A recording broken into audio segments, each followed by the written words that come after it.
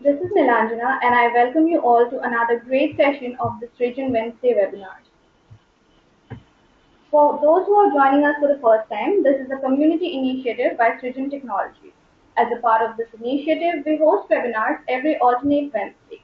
We invite experts from different domains who talk on subjects like content technologies, UI/UX, mobile apps, media, entrepreneurship, community building, digital marketing, and many more. Today's webinar will be a crash course on Drupal 8 that was launched with much fanfare and jubilation this November. Almost a complete rewrite under the hood, Drupal 8 is a modern PHP 5.5 boasting REST-capable, object-oriented powerhouse. Now leveraging third-party components from no less than 9 different projects, Drupal 8 aims to be the premier content management platform for PHP. I'm sure everyone is interested to know how all this newfangled stuff is going to work. In this webinar, our speaker will walk you through Drupal's key systems and APIs that are intended to give developers a taste of what building with Drupal 8 will be like. Our speaker for the day is Larry Garfield. Larry is a senior architect and community lead at Palantir, where he develops solutions for medium to large cultural and educational institutions. Larry holds a master's in computer science from DePaul University and has been building websites since he was a sophomore in high school, which is longer ago than he'd like to admit. Larry works to represent both Palantir and Drupal in the broader developer community. Larry is also an active Drupal core contributor, including the principal architect of the Drupal 7 database system and the Drupal 8 web services suite. He is a member for the advisory board of Drupal Association and the Drupal representative for the Framework Interoperability Group. Thank you, Larry, for joining us today. Before you get hooked on to Larry's presentation, I would request all participants to please type in any questions that you have during the presentation, and we'll take them up in the last 15 minutes of this session. Also, please don't forget to take the conversation live on Twitter using our hashtag at the StrigenWW. You can share your thoughts by tagging us and Larry in your tweets using our handles Srijan and @Krell. So, without taking up any more time, let's get started. Larry, over to you. Right. Thank you, everyone. Just verifying you can hear me. I'm going to take that silence as a yes. So, as you heard, this is Drupal 8, the crash course. We are going to be showing a lot of code during this talk. If you'd like to play along at home, you can access all of the code at this GitHub repository, github.com/palantirnet/hugs. Again, my name is Larry Garfield. You may know me online as Krell. As you heard, if you want to make fun of me on Twitter during the webinar, that's where you do so. I highly encourage it. A senior architect with Palantir.net, based in Chicago. We do mostly institutional nonprofits, but not exclusively, and mostly but not exclusively Drupal. I'm the web services lead for Drupal 8, which means you can blame me for about a third of what we are about to see. Drupal representative to the Framework Interoperability Group. For those not familiar with it, it's kind of the United Nations of PHP with all of the good and bad implications that has. And I am a walking PSR 8 implementation. For those who follow Fig, you will know what that means. Okay, so let's talk about Drupal 8.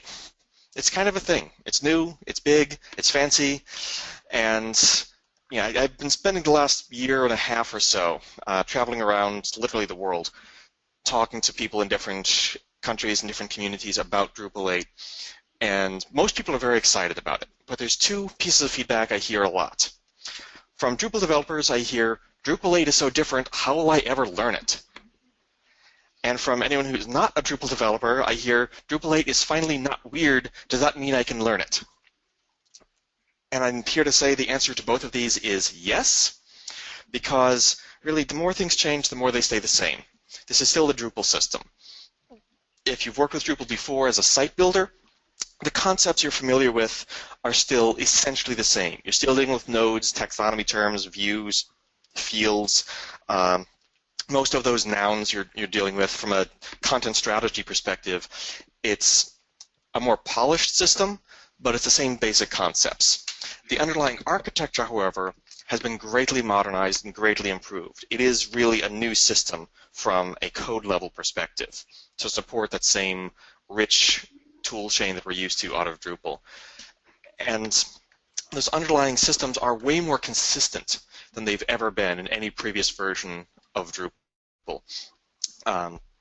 You'll see in previous versions of Drupal there were 1,000 ways of doing something. In Drupal 8, they're much more consistent, much more self-documenting. And that really is Drupal 8 in a nutshell. It's Drupal, only better. So we're going to go through some common tasks in Drupal 8 development and writing code for Drupal 8. We only have an hour, so I can only go so far. I'm just going to touch on some of the more common tasks you'll be going through. And we're focusing on broad strokes. So we're going to show a lot of code. I'm going to show a lot of API syntax. Don't get hung up on the individual APIs or class names. That's not the point. I want you to follow the broad strokes and concepts underlying the system. So let's start with just enough theory to get ourselves situated correctly. A PHP 4 application works like this. You have a bunch of superglobals. Your script starts, and a bunch of superglobals get created, and your script does some kind of black magic, and at the end, what its job is to call the header function and print out strings. And hopefully do it in that order, because if you get it out of order, then weird things happen and you get strange bugs that are hard to track down. Problem: this is not actually how the web works. This is how CGI works. It's not how the web works. HTTP itself is a message-based system. A client sends a request message to your system. Your server does some kind of black magic, and then a response message gets sent back. Not strings, not calling functions, but a message. And looking around, when we started Drupal 8, we knew we needed to move to this model. We needed to really be looking at HTTP correctly. And we figured we can't be the first ones to do this. We can't be the first project to decide we want to do HTTP correctly. And so we looked around to see what other projects were already doing this, and if there was some code we could leverage. Turns out there is. It's called Symfony and the HTTP kernel. HTTP kernel is a Symfony component. There's actually two components, HTTP Foundation and the HTTP kernel, that work on this model. You have an HTTP kernel object, and then a request object that comes in, and a response object that comes out, which should look very familiar because this is exactly what we saw on the last slide. It models HTTP itself much more accurately. So this is actually what's at the core of Drupal 8 now, is this architecture, this set of libraries. HTTP kernel is in fact an interface. This is the entirety of the interface. There's a handle method that takes a request input parameter and returns a response output parameter. And that's it. Everything that is your application, or nearly everything that is your application, lives inside that method call. It can get complex, but everything falls down to this basic concept. You can have any implementation of this interface you want. Many, many projects, like 20 or 30 now, are using this interface out of Symfony, including Drupal. Symfony itself also ships with a default implementation of this interface that provides a really nice pipeline for what to do in a flexible fashion within this interface. And that's the HTTP kernel concrete class, which Drupal is also using verbatim. The basic pipeline then of any request coming through Drupal is you have a request message that comes in, and then a request event fires. An event, event is like an object-oriented hook, so you can kind of think of this as hook request alter. Same basic idea. It allows systems to plug in and say, okay, a request is starting. What am I going to do with it? Is there anything basic I can do? Is there anything I want to change? The main thing that happens there, the most important, is routing. Routing is the process of saying, given this request and the information on it, I want to map that to a controller, which will handle this request. Then there's a controller event. Think hook controller alter or hook post routing alter, same basic idea. Then a controller fires. We'll talk about these in a second, but a controller is what we used to call a page callback, same basic idea. that controller can return a response object, or it can return something that is not a response object. If it's not a response object, then there's a view event which fires. And the view event lets different systems take turns to say, okay, whatever this thing is, do I know how to compile it into a response object? Do I know how to format it? Do I know how to translate it? And the first one that says yes can just take that value, do its processing on it, and produce a response. And then all of the others after that are skipped. This is where, for example, page theming now happens, is in a view event. Either way, there's a response event, think hook response alter, essentially. That is where things like caching happen, because we're then working on the response object itself. Then the response object gets sent back to the client, and then there's a terminate event, think hook exit, same basic idea. So this is the core pipeline of most Symfony-based applications. So Drupal 8, Symfony, Silex, PHP, a whole bunch of systems now, this is their core architecture. All of them are just hanging other stuff off of this core pipeline. So let's talk about those controllers we mentioned. I said this in Drupal 7, we used to call these things page callbacks. In practice now, they can be any callable. A callable is PHP speak for a thing you can call as though it were a function. Basically, you can put parentheses after it and it doesn't break. That's a function name is a callable. A anonymous function is a callable. A method of an object is a callable. And a static method of a class is a callable. Technically, any of those will work. In actual practice, 99.9% of the time in Drupal, your controller will be a method of an object. Controllers can be really, really simple. This is your basic Hello World example. We have a class called myControllers.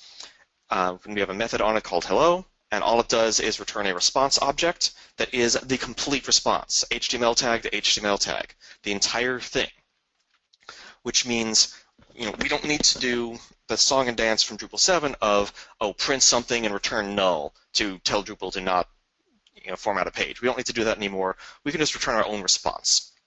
Another important thing to note here, the controller is the method. Hello is the controller, not the class. The method, the actual callable, is the controller, which means you can very easily put multiple controllers on the same class if your code organization works out that way. In this case, we're going to return a JSON response. JSON response is a subclass of response that simply defaults the HTTP headers to a content type of application JSON and handles serializing the value. So you pass in an array, an associative array, and it will format it to a JSON string for you and send that as the response with the correct headers and everything. You can create your own response subclasses if you want. Drupal actually has several that you'll want to use in different contexts. One of my favorites is a stream response. This is, again, just part of Symfony. If you're returning a response, but it's going to be a large response, you don't want to format that into one gigantic string in memory, because then you have a gigantic string in memory that is eating up memory and is going to cause your server to crash, and then your sysadmin will hate you. And believe me, you don't want your sysadmin to hate you. So instead, we create a streamed response. So in this example, we create a streamed response and set its header type to text CSV. So we're sending back a CSV file. And instead of formatting this gigantic CSV file as a string, we pass a callable, in this case an anonymous function, to response set callback. And then when this response gets sent at the end of the request, this function runs, and we print out the CSV file one line at a time, which means we are never using all of the memory of the CSV output. We have only a few K in memory at a time, and we never blow up our memory, and our sysadmin doesn't hate us. A special case of this is a binary file response. If you want to just say, hey, here's this file on disk, send it, you return a binary file response object, and it will figure out how to send it using the fastest method appropriate for your server. I like mentioning this one because this is This was not a feature of Symfony originally.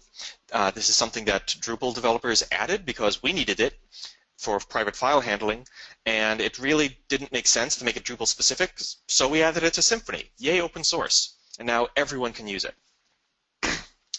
So far, actually, everything we've seen is Symfony.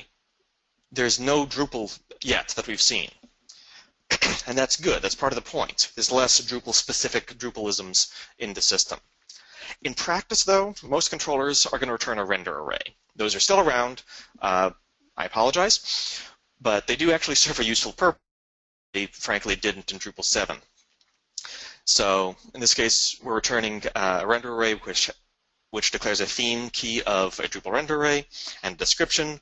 We'll get back to these in a moment, but this is what most of your controllers will end up looking like, is something like this.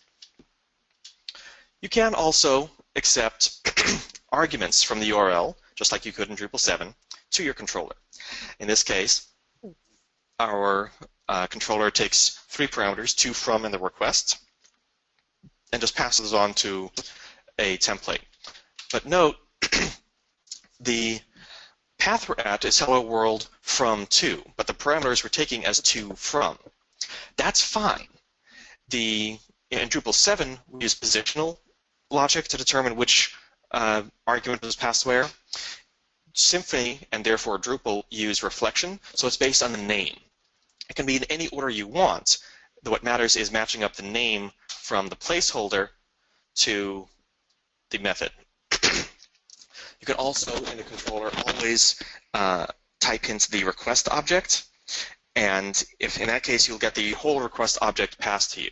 You will rarely need to do that unless you want to access query parameters, but it's easy to do if you want it. All right, Larry, shut up. Say something useful. Let's get practical. Okay, let's get practical. Developing for Drupal in 2 steps. It's really simple. You build a tool and wire it up. You don't try to solve the problem you have at hand. You build a tool that will solve your problem and then connect it into the system. You connect these tools together. That is how you develop for Drupal. That's how you develop for most modern PHP systems, in fact. Put another way, you're going to implement an interface, usually by extending a base class, and then tell Drupal about it. That's the pattern you're going to see over and over and over again in Drupal 8. Extend a base class, tell Drupal about it. The tell method can change, but that's the basic pattern.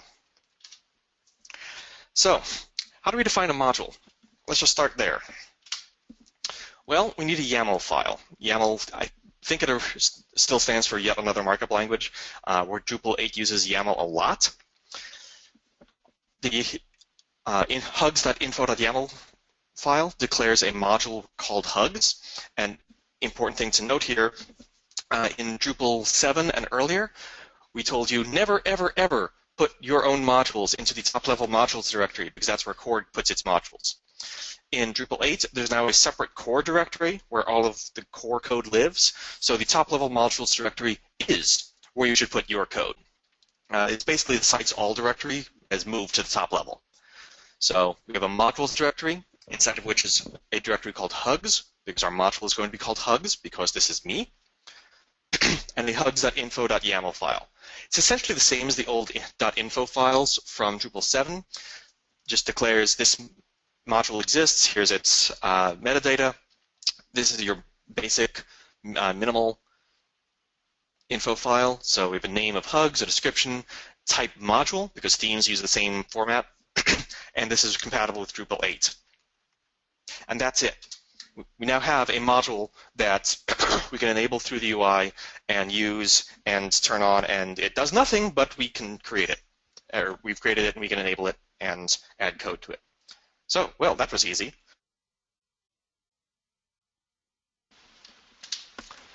Okay, how about a page? It's to be able to put stuff on screen. So what's our pattern? Extend a base class, tell Drupal about it. Your controller can be any callable. However, there is a controller base class that you will want to extend most of the time. It provides a lot of common utilities that just make your life easier. You do not have to, but this is what 99% of the time you'll want to do, is just extend controller base. By convention, the controller class goes in a controller namespace, and all of your source code goes under an src directory. So your code will always be namespaced to Drupal, your module name, and that is the root for your source code under src. We're using the PSR4 namespacing standard from the Framework Interoperability Group. So just follow this pattern, you should be fine. The controller does not have to live under a controller namespace, but by convention, everybody in core is doing that, so I recommend following that same pattern. So we've got our class, Hugs controller, extends controller base, and it has one method on it, hug, which takes two parameters, to and from, and we're going to format a message.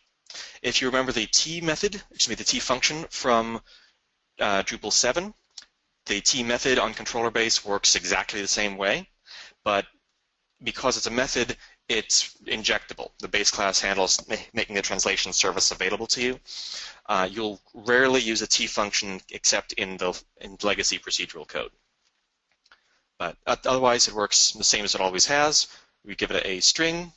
That string will be translatable. It has placeholders in it. We pass those placeholders in. Those placeholders will automatically get escaped for us to avoid injection attacks. And then we're going to return that string as custom markup. In practice, honestly, you will rarely use hash markup as part of a render array, but I'm doing it here just for demonstration purposes because it makes it easy to demo. So that's our entire controller. Now we tell Drupal about it. The way we do that is routing.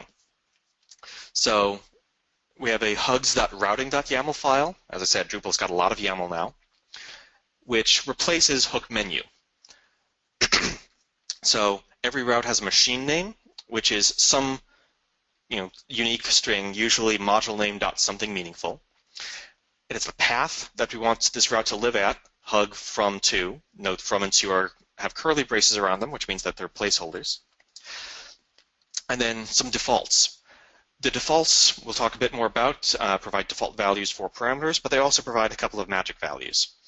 The special values begin with an underscore, the most important being controller and title. In this case, we're saying the controller you should call for this route is that class, that method on that class.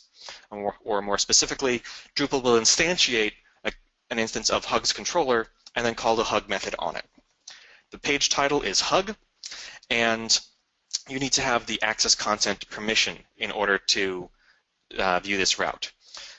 You can actually now stack multiple requirements. So in Drupal 7, you can only have one access callback per route. In Drupal 8, you can have any number of access checkers that apply to a given route. And so you can stack them and say you need the access content permission and this other property on here which makes another access checker fire to say, oh, and you also need to do this, whatever that's going to be. And that's it. We now have a page. It lives at /hug. If you go to /hug/Larry/Druplicon, then we get a page with a title of hug and the body method Larry sends hugs to Druplicon. Yay! That wasn't so hard. Of course, we really should make this content themable because we want our themers to like us. We don't want themers to have to fight us and edit our PHP code every time they want to change output, because that's Drupal 7, and that's why themers didn't like it. So instead, we declare a theme key. This works essentially the same as in Drupal 7. We've got a theme hook. For those not used to Drupal, hooks are Drupal's old extension mechanism. They're kind of like procedural events in a sense, and they work on magic naming. So we have just a hugs module. So procedural code lives in a file called hugs.module, which despite the weird extension is a PHP file, and is named module name _ theme, which means we respond to the theme hook, the theme event. The only procedural code in your system, in your module, should be theme hooks. Nothing else should be procedural code anymore. If you have a function, a freestanding function in Drupal 8 that is not a hook, you're doing it wrong. The theme hook returns an associative array that looks exactly the same as in Drupal 7, which is going to take two variables, from and to. This is the template file for it, but that template file, oh yeah, is now Twig. We have completely ripped out PHP template and replaced it with the Twig template engine. Way more powerful, way more flexible, way more secure. That template file, hugspage.html.twig, lives in a template directory and is just standard Twig. It's a third-party library with very good documentation of its own. To just touch on a few things, double curly brace variable name just means, okay, print that value, but also escape it. So it will automatically escape it appropriate to an HTML context. And my favorite is trans. This trans and ntrans directive means the string inside of here is a translatable string, which means we don't need to do anything in the PHP code. This string will become a translatable string exposed to the translation system from the template. This is awesome because it means our controller can be stupid. Our controller is just going to take those values, pass it on to the template layer with that hug page theme key. Here's our from, here's our to. We're just passing those variables through. They'll get escaped. And now all of the display logic, all of the presentation logic lives in the template, which is exactly where it belongs. And then your themer can modify it and change the descriptive text and so on without having to talk to you, the developer. And this saves everybody time. And now our output is updated. We've got our strong tags around this and EM tags around here, and we're good. Everything is secure, everything is escaped. Yay. How about configuration? Drupal is supposed to be a highly configurable system, but what was the configuration system in Drupal 7? Exactly, there wasn't one. Rather ironic that Drupal doesn't actually have a configuration system until Drupal 8. In Drupal 8, there's a new configuration system that is built on the model of exportability. So everything, all your configuration by design can be represented as, you guessed it, YAML. And so the system can automatically export your configuration to disk. You can just dump out the entire site, just like you were using features in the past, but it actually works. And then check that into Git, merge that, do whatever, check it out on production, hit a button to import the configuration, and you've just updated, you just pushed all of your changes from a new version of your site. So all clean, all consistent, all universal within the system. So how do we tie into that? Well, there is a little bit of ceremony we have to go through.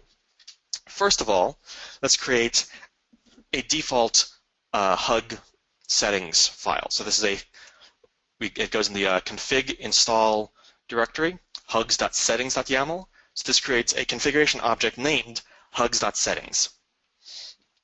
And this is just a YAML file. It can be as arbitrarily complex as you want. For here, we're just going to have a single value default count of 3. But it could get more complicated. Anything in your config install directory will get copied into the system when you enable the module. So this object just gets sucked into the system, even if these objects are not things you defined. So you can say, export a node type definition, or a view, or an image style. Dump those in your config install directory, and when you enable the module, all of that just gets enabled. So feature modules are no longer a different thing. They're just part of any module by default. We do then need to tell Drupal about this configuration object. And that's with a hugs.settings schema file, config schema directory. The exact syntax here, honestly, I always look up or copy and paste from somewhere. But again, we have machine name, we have a type, a label for it, and the mapping. And we say default count is of type integer. Why does this matter? Well, one is for validation, the other is for translation. If we have a string value here, we want that string value to be translatable. So if this were type label, Drupal, if you enable the configuration translation module, which ships with core, would build out the extra admin interface for you to say, make this value configurable depending on the user's language. So configuration is now fully translatable as long as you define a proper schema. So now that we've got our configuration, we need a form to edit it. Oh God, wall of code. It's not that bad, trust me. There's, again, we have a form interface. All forms are now defined as objects. And there's a couple of utility base classes that you can use. So we're going to use the config form base, which is basically the equivalent of using the system settings form function in the past. This class is going to live in a form namespace, a form config form. And there's a couple of important methods. Get form ID. We have to explicitly declare what the form ID is. Again, just some meaningful unique string, usually module name underscore something meaningful. Build form is the equivalent of the old form callback function. It works essentially the same way. We get past our form and our form state, which is now a classed object, yay. The form definition itself is still a bunch of arrays, nested arrays. Although we do now support HTML5 elements, so form elements, so this is a type number. And again, we've got this T method that's part of the base class. Don't use T, use this T. We're also going to grab that hug settings object out of the configuration system. There's a config method here for that. And then call get on that to get the default count, and that's our default value. And then when we save it, we load up that config object, set the default count to whatever was submitted, and save it. And we're done. With one caveat, by default, config objects when loaded are immutable, meaning you can't edit them. That's because by default, they may get translated for you behind the scenes. And you don't want to be editing the wrong language version of something. So what you do instead is say get editable config names. This method on a config form says, when I ask for this config object, give me the raw editable version of it instead, and then I can go through and modify it. If you don't do that, then this code will not work. So now we tell Drupal about it. Let's add a route, hugs.config. We'll put it at admin config systems hugs, and notice we don't define a controller here. What we instead define is underscore form, and we tell it just that form class. There's a couple of these special controller types, form being the one you'll see most often, which says, hey Drupal, I want this form here. There's going to be a standard controller that wraps around it. You take care of that. And Drupal will now dutifully stick that form at that URL as a page. We're going to still require a permission, but it's a custom permission, which is defined in another YAML file, of course. Machine name, title, and description, same as we used to do in the info file. And we also need to define, it's not quite fitting, define a menu link, which again is a YAML file, hugs.links.menu.yaml. Hugs.config, machine name, title, description, the route that this menu link is going to point to, and the parent. Now, a lot of this is more manual than it was in Drupal 7. That's because in Drupal 7, a lot of this functionality was all squished into hook menu. And hook menu did about 8 different jobs. Problem, when it's doing 8 different jobs, it becomes impossible to have it do just one of them and impossible to maintain. So instead, we broke all of these out into separate systems that can rely on each other rather than being one tightly coupled system. It means there's a bit more setup to do, but it ends up being a much more maintainable system in the long run, and there are scaffolding tools to take care of a lot of the boilerplate for you. So we've done that. So now we go to our admin, and we have our Hugs configuration menu item here on the right. Click that. Here's the form. We've got our text field. It's a number field, so if your browser supports it, it will automatically restrict it to numbers. Hit save. Note, because it's a config form, that save button is added for us automatically. If we were just using a basic form base, we'd have to add buttons ourselves. And now that value is being modified and saved. Great. Now what do we do with it? Well, let's update our controller. We're going to take another parameter called count, and then really we're just passing count on through to our template and letting the template deal with it. But if count is a false value, meaning 0, then we're going to call this config and get that default count. This config is on controller base as well. So it's exactly what it says. This is the default value for that count parameter. And we pass it on through the template, and the template does its thing. Let's update the route definition. We're going to add a count parameter and also provide a default value for it. What this means is if someone provides a count parameter in the URL, then that'll get used. If not, this will get used instead. It will be set to 0. You can provide any default value you want. By providing a default, it becomes an optional parameter. From and to do not have a default set, so those are required. If someone tries to go to /hug/Larry and just stops there, they'll get a 404 because there is no such route that has an optional second parameter. We're also going to restrict that count parameter with a regular expression. This is code inherited from, or capability inherited from Symfony. So count has to be numeric. It's one or more digits.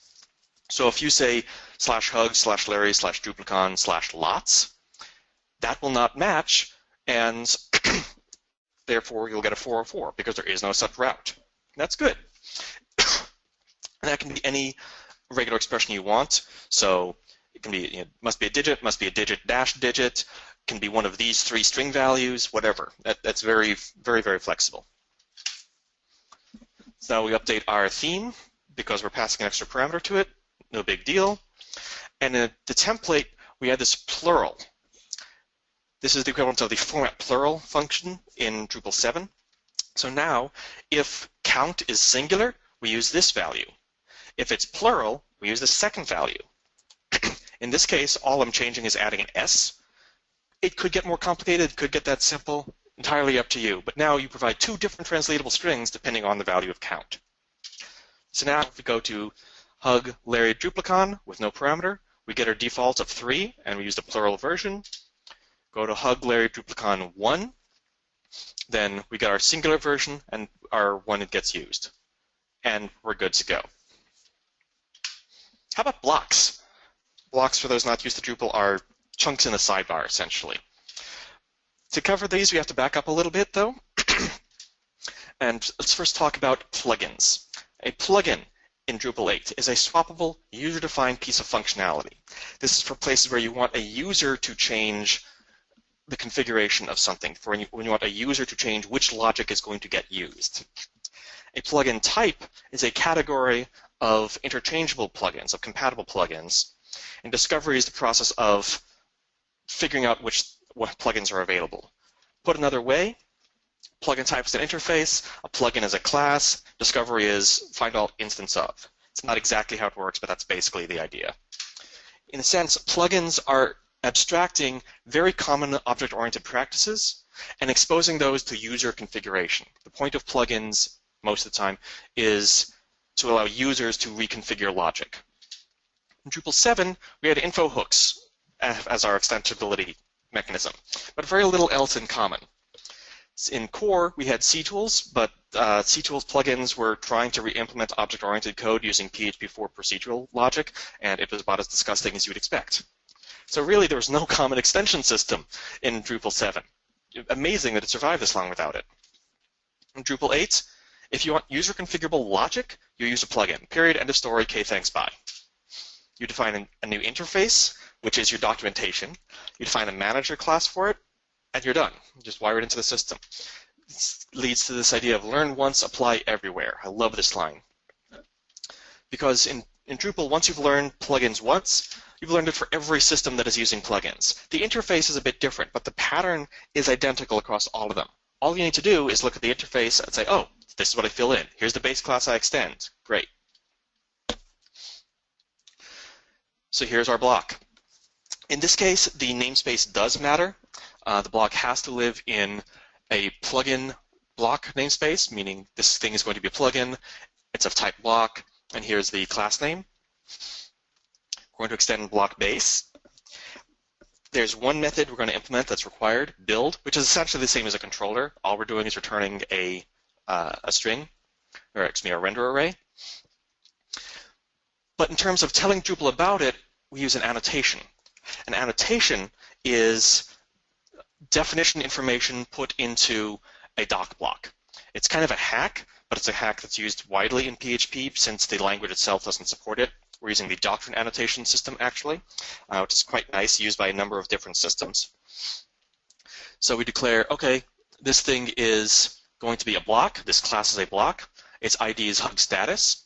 Its label is this translatable string. Its category is this translatable string. And that's it. That's all you have to do to define a block. Now go to the block admin page, and oh look, here's our hug status block. It's in the system category where we said. Click add. We can configure it, set up our visibility, set up our cache, set our region, and there we go. It shows up on the left in sidebar first. Note, I said add when talking about a block. You can, in fact, add a block multiple times now because you are creating an instance of that block plugin. That's what you're actually configuring, is an instance of that block plugin. So you can create a block and place it multiple times now. Huzzah! Let's try and make this block configurable. We'll add a bit to it. First, we have this default configuration method, which is just going to declare an array of configuration. In this case, just an enabled Boolean. Block form works pretty much the exact same way as the form callback. You have form enabled. It's a checkbox, defaults that configuration value.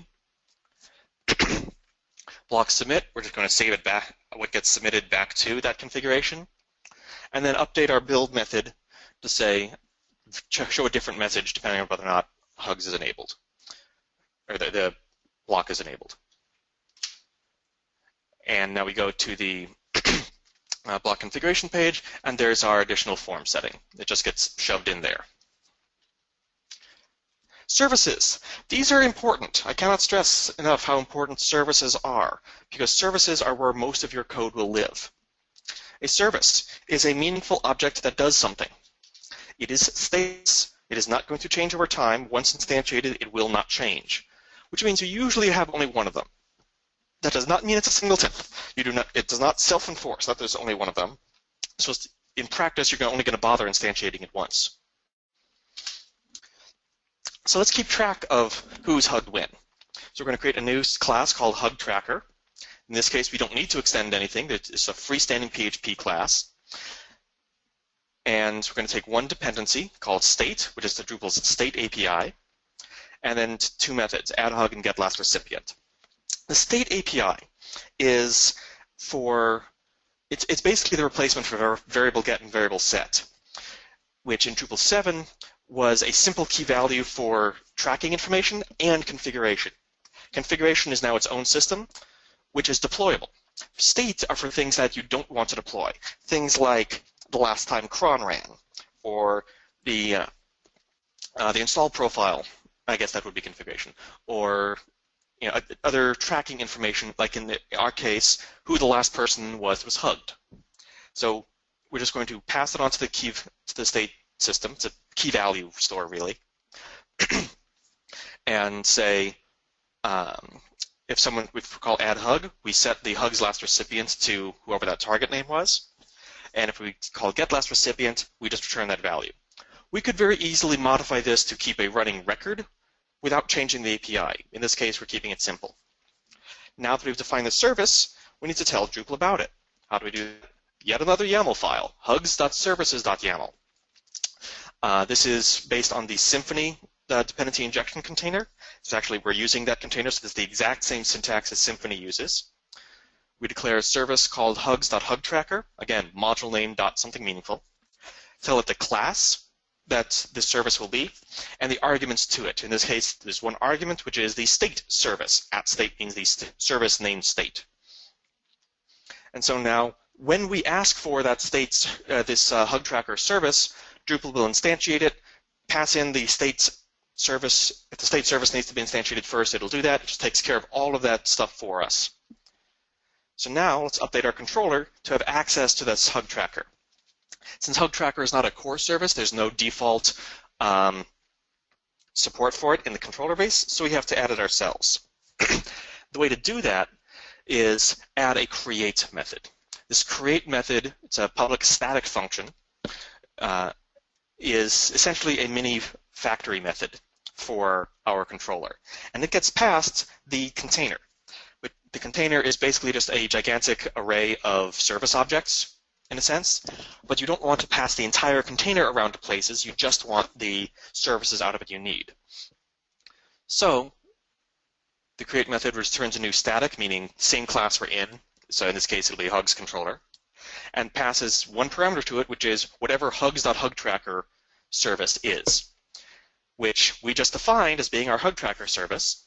That gets passed to the constructor, we save it to a property, great, and now modify the controller so that anytime it runs, we call hug tracker add hug to just say, hey, this person has been hugged. And the rest is exactly the same. Now let's update our block too. Blocks are plugins. Plugins can also use this create method, although it's a little bit different. In our case, we have to add this container factory plugin interface, which provides this create method. And it works exactly the same, except it has a couple of extra parameters. Don't worry about those, just pass them through. They're just part of the plugin system. But it's essentially the same thing. Pass those three, pass our service, and then in the constructor, we're going to let its parent constructor do its thing with those parameters, and then hug tracker we save to a property. And then in build, depending on our configuration, if it's enabled, then set a message that involves the last recipient. Just pull that value out of the hug tracker. And there we go. Drupalcon was hugged, and so our hug status says Drupalcon was the last person hugged. Oof. Okay, enough framework. How about content? Content's kind of important for a CMS. All content in Drupal is represented by the entity system, the entity API. If you've worked with Drupal 7 before, it actually works now. An entity is simply a storable, ID'd piece of content, something that you can look up by a unique ID. We have the concept of content entities, which are fieldable. This is what you're used to from Drupal 7, really. Nodes, users, taxonomy terms, and so forth. We also have configuration entities, which are really just a useful shortcut for doing CRUD operations on configuration. We're not going to talk about those. And as I said, the API actually works now, unlike in Drupal 7, where it was about a third built. It's actually fully built out now. It's nice in comparison to Drupal 7. Nodes, users, terms, files, comments, I think menu links, a lot of things are content entities now. Any user-stored information, really, that there's going to be a potentially huge number of is now a content entity, rather than custom tables, which is really nice, because you get Vue integration for all of them by default. So let's create a article node just for demonstration purposes. We'll give it a title, give it a body, give it a couple of tags. Incidentally, oh my god, WYSIWYG built into core and it actually works and it's not terrible. Yay! So now we'll create a new route, hugs.node. It'll live at node / curly brace node placeholder / hug. We've seen this before. Just specify our controller, hugs controller node hug. I'll give it some permissions. And here's our controller for that. First thing to note, our parameter node we're type hinting to be the node interface, which is the interface for node objects, which means Drupal will see that and say, oh, I have an int in the URL, but you're asking for a node. I know how to turn an int into a node. I can load the node, and so it'll load that node object and pass it to you. Same functionalities we had in Drupal 7, it's just now based on the type hint. Also important, yes, entities like nodes are now fully classed objects. They are no longer arrays with silly syntax, which means we get utilities on them like, oh, you want to know if the node is published or not? There's an isPublished method. Huzzah! A lot of other like that you get when you use a real object. If you want to access a field on it, well, you can just access the field directly, or as an index, because we're not actually defining a public property called body. The entity system uses Drupal's magic get and set methods to return those objects. And then if there's only a single object, it folds that down for you. So at a code level, fields are always multi-value. But if you have a field that you're using single value, because you've configured it to only allow one value, then you can just skip that index. So skip over that and just say, oh, body value. Which means if at some point you take that field and make it multi-value, then your code doesn't break. Everything still works. That first line just will continue to access the first value on that field. That makes it really, really convenient to write code where some fields are single value and some are multi-value conceptually, even though at the code level everything is multi-value. In practice, though, don't access value. You want processed, because that runs, if you're dealing with a text area, that runs through Drupal's escaping filters and so forth, so that's the value you want. We can also iterate over one of those fields.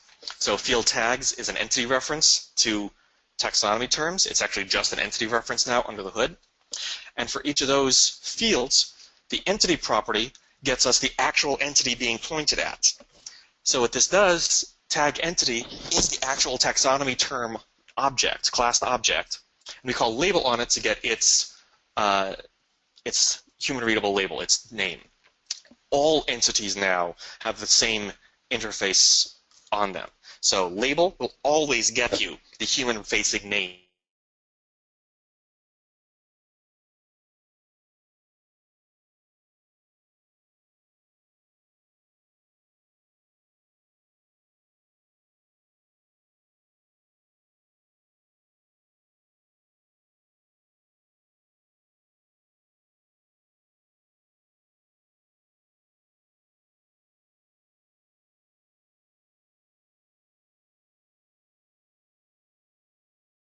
On.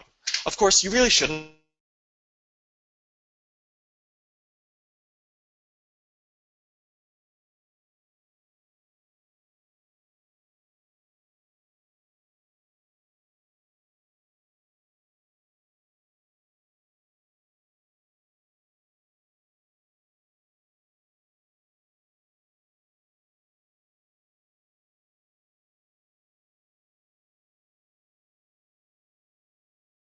That wiring will almost always be YAML or an annotation.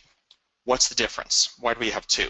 Well, in practice, this wasn't a deliberate decision, but in practice, if you want to tell Drupal what this thing is, that's usually an annotation.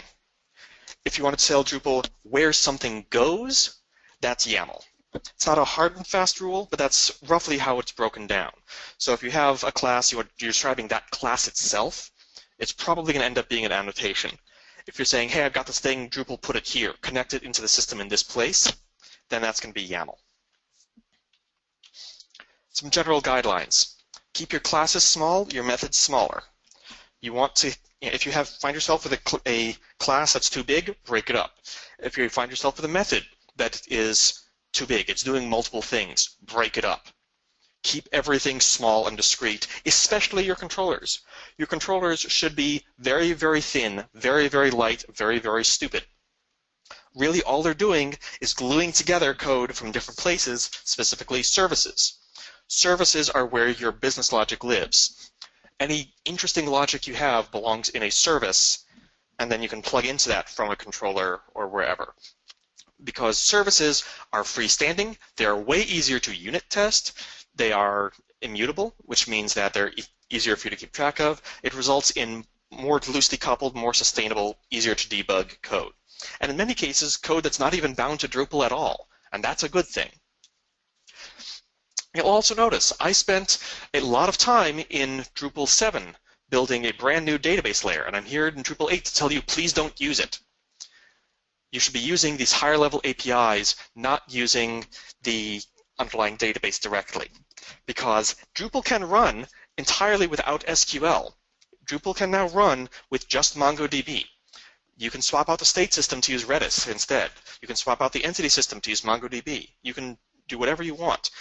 But if your module starts hard coding to SQL, you are now blocking anyone from using your module without running their entire site on SQL. And in fact, the structure of those database tables is not guaranteed. Those are not part of the API. The core team reserves the right to change the database schema between minor versions of Drupal 8. do not write direct database queries to Drupal tables on your own. If there are edge cases where you need to, there are ways to make it easy to swap out such a service, and then you can provide both an SQL and a Mongo version or Cassandra version of that service. Services are your solution to most things. And of course, if it's hard to unit test, it means you're probably doing it wrong. If not, Drupal probably did something wrong somewhere, and you're suffering from that. But for the most part, if your code is difficult to unit test, that's a sign you need to refactor it. Nothing in this list is actually Drupal specific. This is all good modern PHP development, which is the point, because Drupal 8 development is the same conceptually as good modern PHP development generally. That makes the system easier to learn, easier to use, easier to integrate with other existing systems. And that, in a very large, fast nutshell, is Drupal 8. Thank you. And I think we've got a couple minutes for questions. If people have, I will also be in IRC for a little while as soon as we're done if you want to talk further.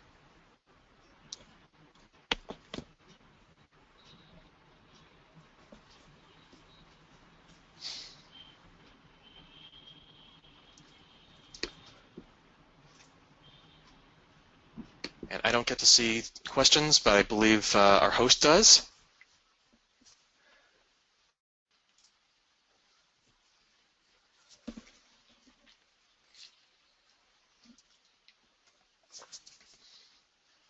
Nalandra, are you there?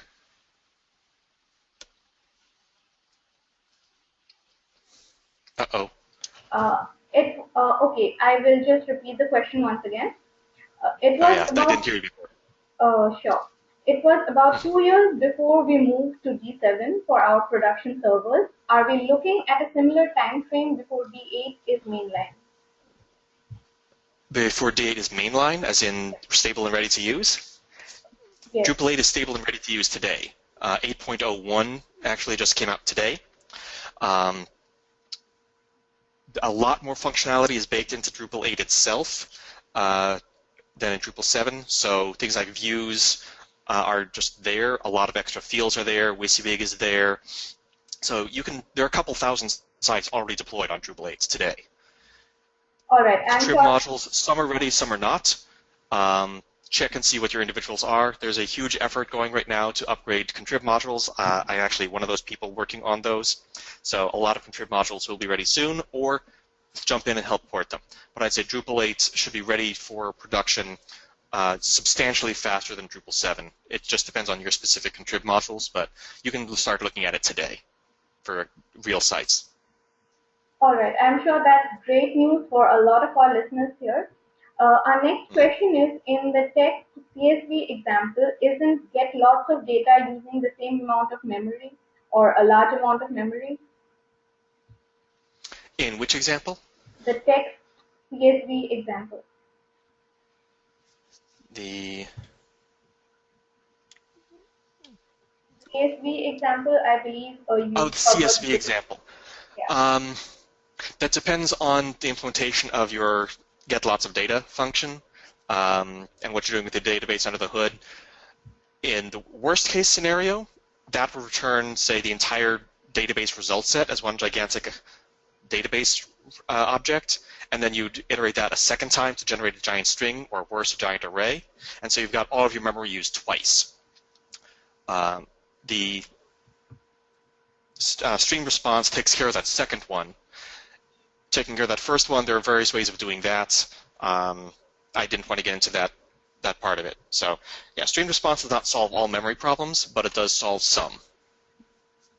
All right. So the next question is, why theme hook is still in the module file? Can we do something on that? Why is theme hook still in the module? Because we didn't get around to converting it to anything else. A lot of things have been converted from hooks to plugins, or to services, or to tagged services of some kind, or to events, but not all of them. Hooks are still around and will remain so for a while. Personally, I think hook theme could be converted into a YAML file, just like hook permissions actually still exists, but has a YAML file you can use instead. I'd like to see hook theme do that, probably in Drupal 8.1. Patches welcome. But yeah, I'm hopeful that hooks will go away by Drupal 8, by Drupal 9. but for the time being, they're still around. There's still a lot of hooks you have to deal with. In practice, I would recommend your hook should just be a thin wrapper around calling out to a service and letting that service then have the real business logic that would have been in your hook. That's my recommendation. Okay, so next up, we have over 20 custom V7 modules. Do you have any good approaches for converting them to D8? It's going to depend on the module to some extent. There is a module upgrader tool that can do a lot of the boilerplate work for you. Depending on what the module is and what it's doing, that could do more than half the work for you or almost none. It's really going to depend on your code. Another tool I recommend is the Drupal console, which is a Drush alternative that's built on top of the Symfony console component and includes scaffolding tools. So you can just run a little command line wizard and say, oh, I want a new entity type, and it will spin up the 3 classes and 4 YAML files that an entity type requires, and you can just fill in the blank. That is going to be a huge time saver. Between the two of those, I'd say that should cover most of the tools that are available. You can also start in Drupal 7 refactoring your code into freestanding objects, freestanding classes, which is a good thing to do in Drupal 7 anyway. And then when you move those over to Drupal 8, those classes don't need to change dramatically. You may namespace them, do a bit more dependency injection, but there are ways to write your code, your Drupal 7 code, in a forward-looking way. I believe Lee Rowland is doing a talk on that at DrupalCon Mumbai, if I'm not mistaken. So look forward to that in February. And you're all going to come to DrupalCon Mumbai, right? I'm talking there. I'm sure all of us, a lot of us are going to be there in DrupalCon Mumbai. Also, we're having a lot of questions, and I think in order to quickly take them up, we need to keep the answers really crisp. So next Okay. up is why is P in the Drupal API still a function and not a method? T is still a function. Well, the logic of the translation system is now a service that is exposed in different ways in different places. If you're in an object, then you should use a T method because that's what our translation scanner is looking for. The T function is really only there for definition hooks, like hook theme, which doesn't have one. But if you have the procedural code, if you have like an form alter hook that needs a translatable string, you'll need to use the T function for it. Both of those are just thin wrappers to point back to the same service behind the scenes. All right. Next question: why annotation is considered as a hack? Why is annotation considered a hack? Well, you are taking a doc block and doing runtime impacting things with it, which seems weird. Some people are perfectly fine with it. Some are morally offended by the existence of them. I consider them the best that PHP's got for the time being. I would love to see the language itself support annotations directly, but for the time being, we're using them.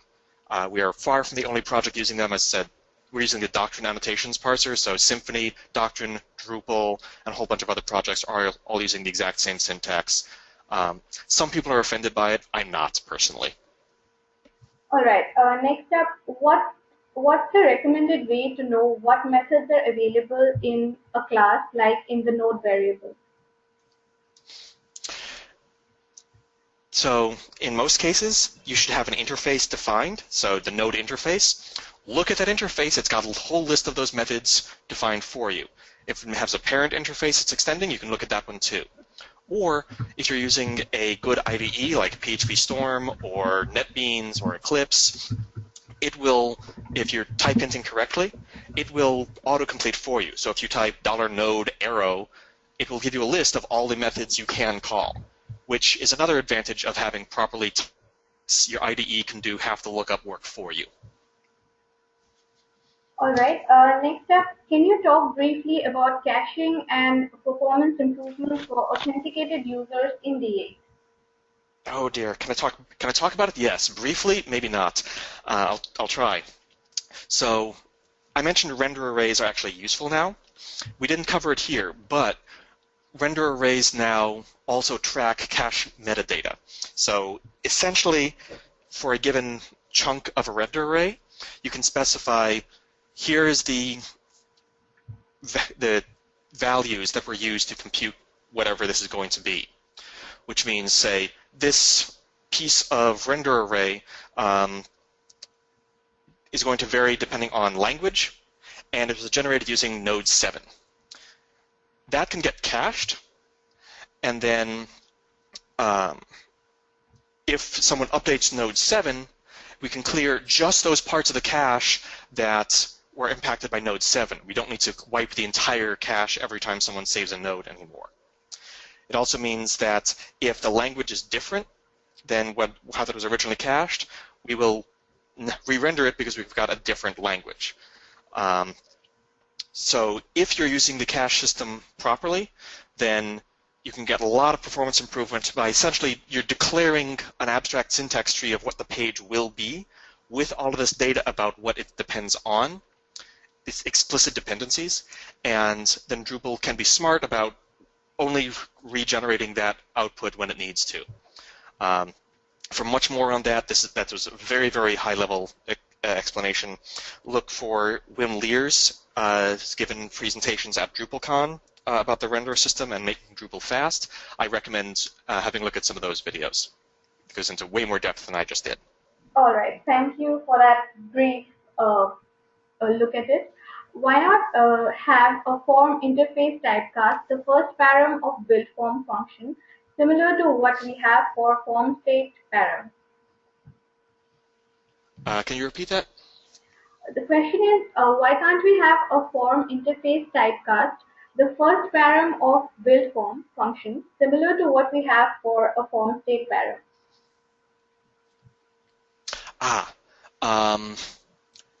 Mostly because we never got around to figuring out how to do a performance clean implementation of the entire form array, just like render arrays are still arrays rather than objects. I would love it to be an object, frankly, but we changed enough and we just didn't have the time to figure out how to do that well, really.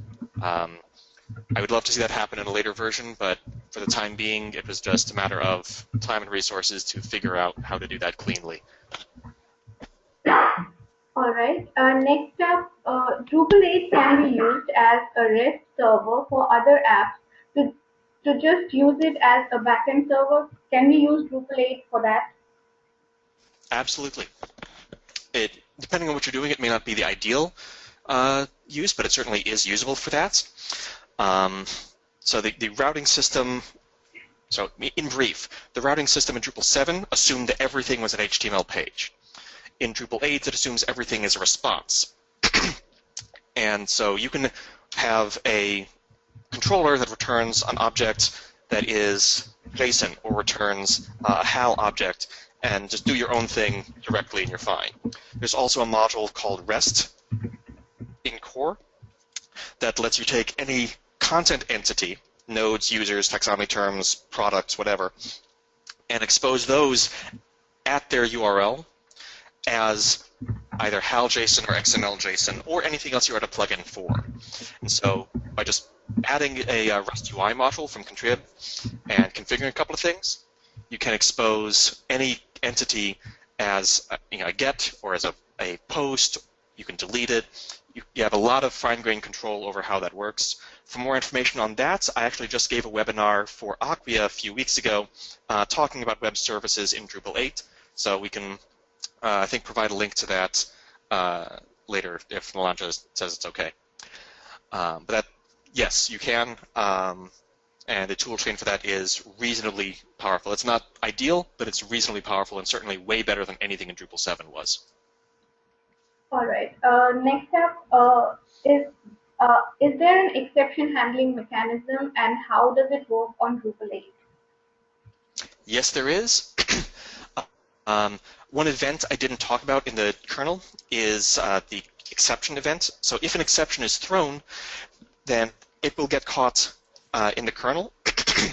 And then there's another event with listeners. And we actually have a number of listeners in place already, and a minor little system that I actually wrote to handle different exceptions under different contexts, and return HTML exceptions versus JSON exceptions, depending on the type of request.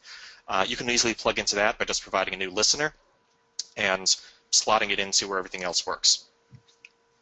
So if you have an exception that's thrown all the way up that high, that's how you handle it. In practice, though, if you have code that's throwing an exception and you know it may throw an exception, you should handle it at a more appropriate level. Depending on what it is you're doing, could change what that appropriate level is. All right. Next up, why do we use Twig for TPLS? Why do we use Twig? Oh, a whole bunch of reasons. One, it's a much more secure system than PHP template. PHP template relied on the developer to always remember to escape output, and lots and lots and lots and lots and lots of developers and themers didn't, which introduces security holes. Twig auto-escapes, and so it's much, much harder to introduce security holes. You also cannot do stupid things like call database queries directly from the template. So again, it's a much more secure approach. It also has a lot more capability and functionality than PHP template did, and it's also a lot more themer friendly. The Drupal 8 saw a huge, huge influx of themers working on Drupal core for the very first time to help make Twig happen and convert the system over to Twig. It's a huge boon from a themer usability standpoint.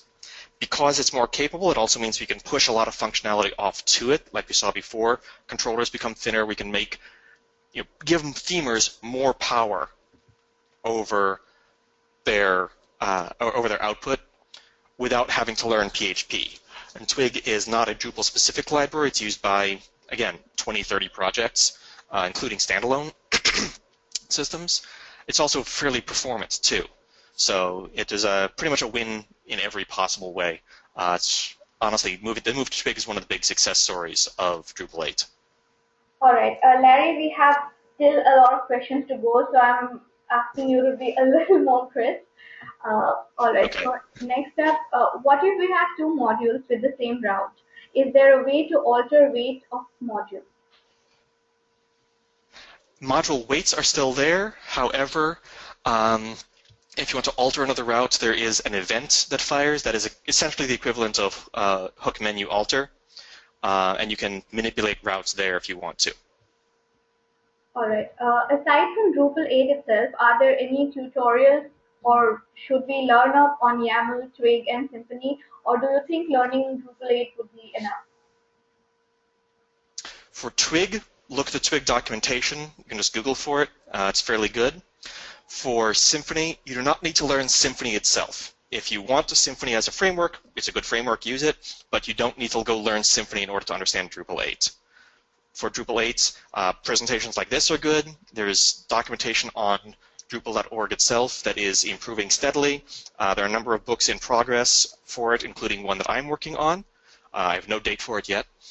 Lots of screencasts, lots of blogs. But yeah, I think Twig is the only thing where you really should go look at third-party documentation.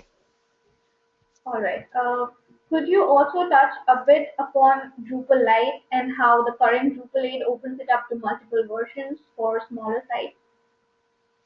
Drupal Lite, at the moment, doesn't exist. That's more of a, now that we have these things broken out into services and it's more decoupled, could we build a Drupal Junior, much the way Symfony has Silex as a junior version?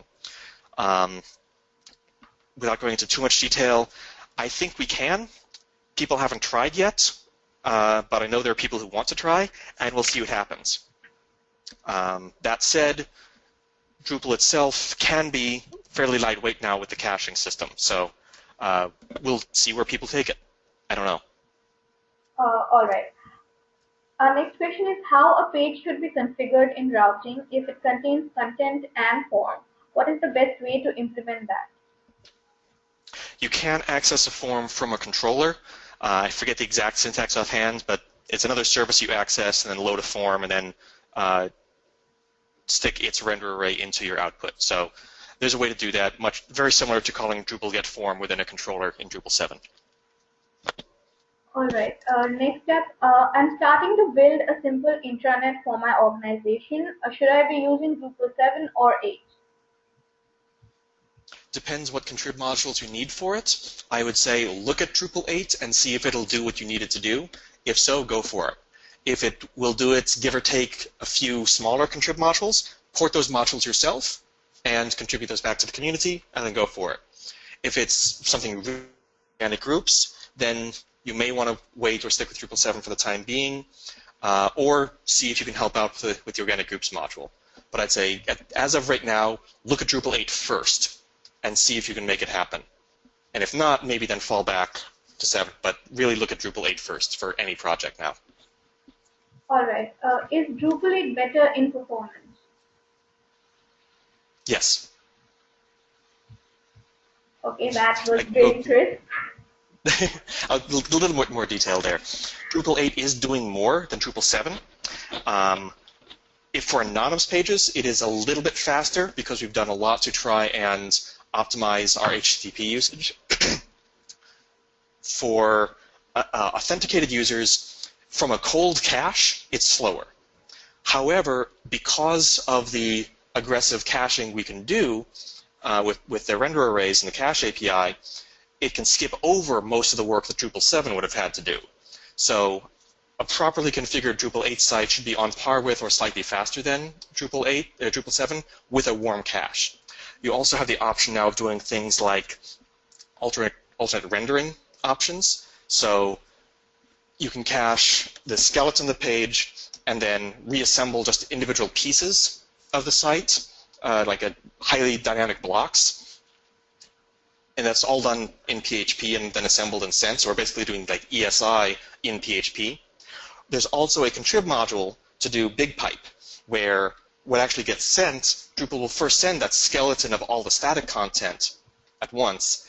Then it will compute the dynamic pieces and send those again, or send those later, as JavaScript to inject it into place. So you actually have, like Facebook has, most of the page appear, and then the dynamic parts pop in a half second later. There was a lot of work right at the end of the cycle to make that work. BigPipe itself is in a contrib module, but if you're doing a mostly authenticated user site, Drupal 8 should actually be much better for you than 7, and definitely look at the BigPipe approach and see if that'll work for you. As I said, it's a contrib module that Wimlayers maintains. Great. I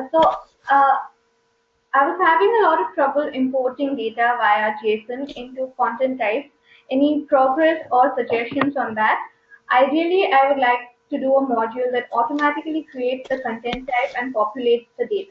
Could you provide any help there?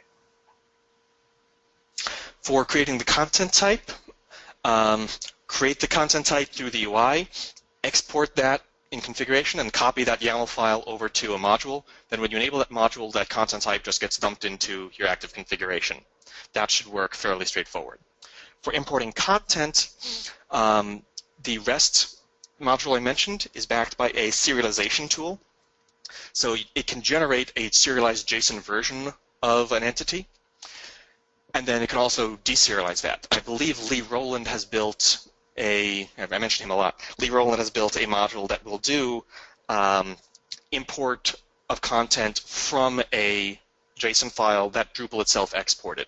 Don't try writing that JSON file yourself. That's probably not going to, you're probably going to typo something somewhere.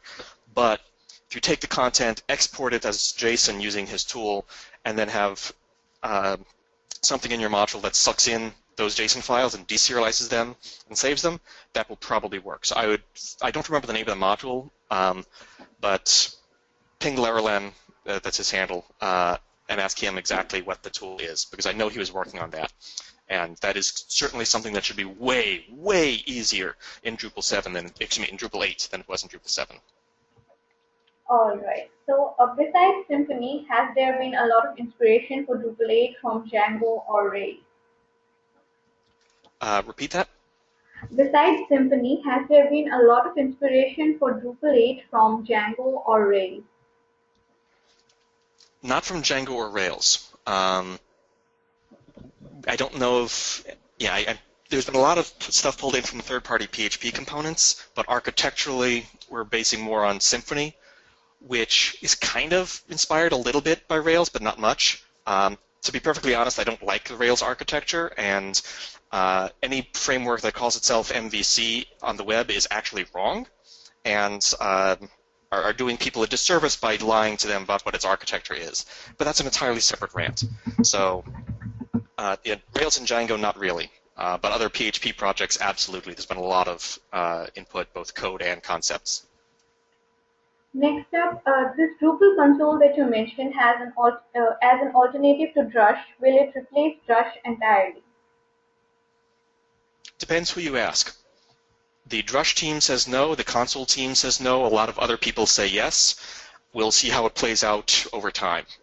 Personally, I think on the whole it would be a good thing if it does, but I don't know if it will. Okay, so there are a lot of things in Drupal 8 like modules, themes, profiles that can have custom configurations, and also we can create our own custom configurations. Do you have any recommendations which we should, or rules that we should follow during the work on configurations? Any recommendations to follow during what? During the work we do on configurations. So, that may not have been clear on this before. Drupal itself, when it's running, has a big configuration pool, so all of those configuration objects, of which there are thousands, are in a big key value store. When you export them, you can either get a tarball that is a dump of that whole directory, or there's a drush command or a console command that just sucks them down into a known directory on disk. That directory on disk is your entire site. Check that whole thing into Git. That's what you should be doing. So where in Drupal 7 you would do, make some configuration change and go and re-export a feature and check that into Git, and then have to keep track of, okay, which feature is which. In Drupal 8, you make a configuration change, push the export everything button, check that whole thing into Git. There's no need to break it up into different feature modules anymore. There's just the Drupal configuration for that site. So if you're not building a module you intend to ship like a pre-configured, like the original intent of features, you don't need to worry about that at all. Just Drupal core will handle it, maybe give or take a drush command to help dump it, but that is the way to do it. You just dump everything to disk and check it all into Git at once. Okay, next up, the question is how does the hook underscore init work in Drupal 8? Hook init no longer exists.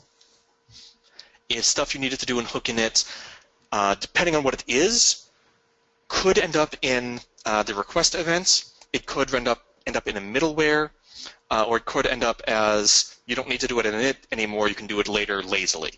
It's going to depend on what it is you're doing, but hook init itself no longer exists. Neither does hook boot. Okay, so Drupal 8 changes many things, and so do you have an ideal workflow for a Drupal 8 project? Ideal workflow for a Drupal 8 project. In terms of the business process, honestly, it's very similar to Drupal 7.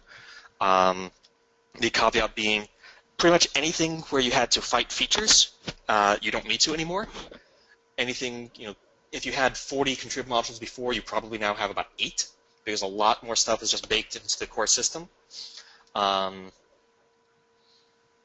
You should rely on views much more heavily because it's in core. Even core is using views.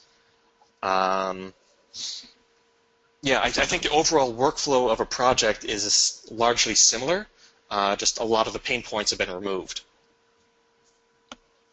All right. So next up, how can we disable cache completely during development? Probably your easiest way is there's a services.yaml file specific to a site, similar to the settings.php file, and you can swap out services there, and you can swap out your cache backend for a null implementation. You probably should not do that, however. Instead, you can disable the twig cache. There are certain caches you can disable independently. Do that, and then just have drush cr, which is the new drush cc command, or the Drupal console equivalent. Just have that in your terminal and hit that periodically. That's what I do. You can disable most of the caching through the services YAML file, though, if you really want to blast it entirely. All right. Would you say the backdrop CMS is a Drupalite version? I have not worked with Backdrop myself. I I don't think it's a Drupal Lite because it's more Backdrop is for people who prefer the PHP 4 era. To be honest, is my understanding. I honestly have no interest in it. I don't think it's going to last very long. I could be wrong, but I don't see it as being a viable system in the large. Definitely, it's not Drupal Lite. A Drupal Lite is something that would be built on the Drupal 8 components, just reconfigured differently. That's very different than a fork of Drupal that tries to be simpler by not doing as much. And that's a very different thing. A lot of the improvements made to Drupal 8 that seem so different from Drupal 7 were there for maintainability and for flexibility to make it possible to do things like a Drupal Lite. So, to be perfectly honest, I don't think about Backdrop at all. I don't think it's a significant player. Okay, so lastly, would you like to address any scalability or hosting issues on Drupal? Scalability or hosting? I think hosts are still working on exactly what the ideal configuration is. Acquia and Pantheon, at least, both have Drupal 8 offering at this point. I think Platform SH does. I have not dug into their implementations to see if there's any gotchas with any of them in particular. It should run in multi-head. I know there were some changes made late in the RCs to support multi-head configurations. The fact that we now have all of this configuration in disk and a clean import and export for it should make deployments a lot easier. And depending on your configuration, you may want to look at swapping out portions of the system for MongoDB or Redis or Cassandra or whatever. What I think is going to be a very common high-end configuration is using SQL for the entity storage, but moving key value and cache to either Redis or MongoDB, because those are faster for that kind of key value storage. Possibly for the configuration as well, because that's also key value-ish. And that can get you better performance there. I think that's likely to happen, but not every host is going to do that, certainly. To some extent, we'll see how that plays out long term. Also, as a follow-up to this, how about hosting on a cloud like Azure or Google App Engine, or have you tried to use Google Bigtable? I have not tried to use Azure or Google Cloud myself, but I do know people at both of those companies that want Drupal 8 to run well on their system. So if it doesn't today, it will soon. Beyond that, I don't really have any specific information. All right. With that, we have come to an end of our Q&A session for now. Also, I would say that if any of our listeners have any more questions there, please mail them at webinars@srijan.in and we would get them answered and mail them back to you. So thank you once again, Larry, for leading an engaging and one of our most highly attended sessions till date. We are sure everyone found your presentation very insightful and all our listeners will find it a lot easier to start off with Drupal 8 now. A big thank you to all our attendees for joining us today, and you all have been a great audience. I would also like to announce that our next webinar is on native CRM systems on Drupal now and in the future. It would be hosted on the 16th of December and would be led by James Abrahams, who works with Freely Give. You'll be getting a mail from our site for registrations and more details. So stay tuned, and thank you all again for joining us.